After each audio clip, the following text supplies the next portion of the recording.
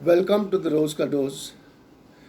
Today, let me talk about reverse migration, which is very prevalent and it should have happened earlier. Today, we have seven major metros. Most of the people from smaller towns, villages, they came for better pastures and came to Bombay, Mumbai now, Delhi, Bangalore, Chennai, looking for better jobs and avenues and earnings. Now, with this corona thing coming, people had no choice but to run back home.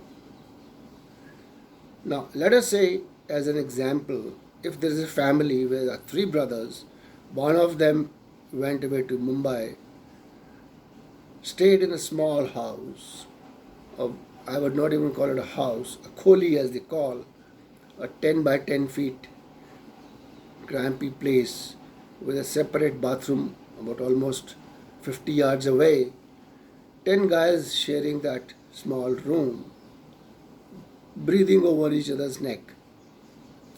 It was not a good living. And these places, most of these metros do not have a very good weather. And obviously, a guy who's earning just about 10,000 rupees a month cannot afford possibly even a fan. Forget about air conditioning. Now, when they all have gone back home, I feel they will realize, at least a number of them, that life in a village is better than in a metro. Ultimately, he saves nothing staying in a metro and he lives hand to mouth. And with the government coming up with all these schemes where they are trying to give money 50,000, 2 lakh, 5 lakh as loans to start their small enterprise, I feel these people will do some kind of a jugaad for their livelihood and hopefully should stay back in the villages.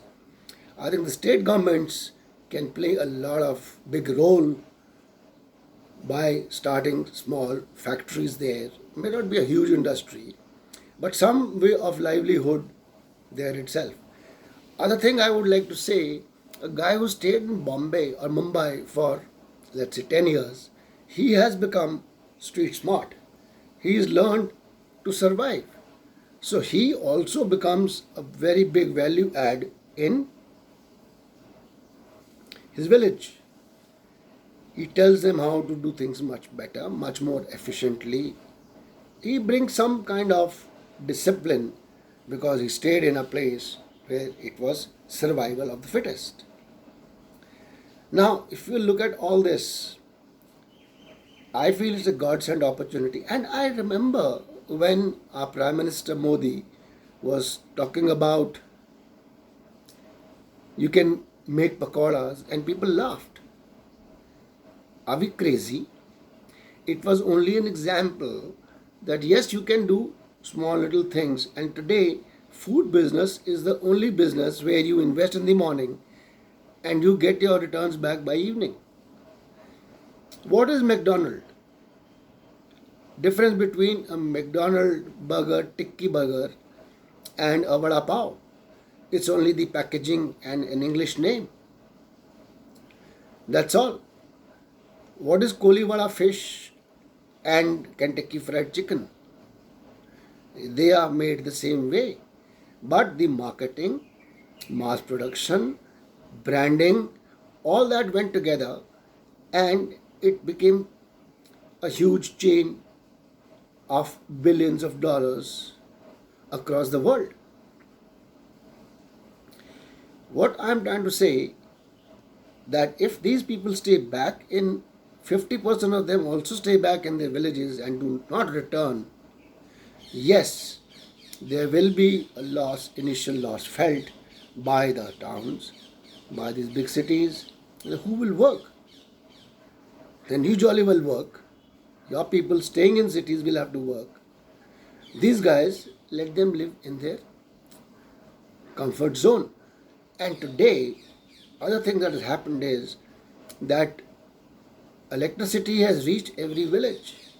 Bandwidth, internet connectivity, and by the way, the latest report is that bandwidth consumption, internet consumption, is much more in the villages today than the cities. So it is the earlier we used to talk about digital divide. That means it was available only for towns, and villages were deprived of the internet facilities.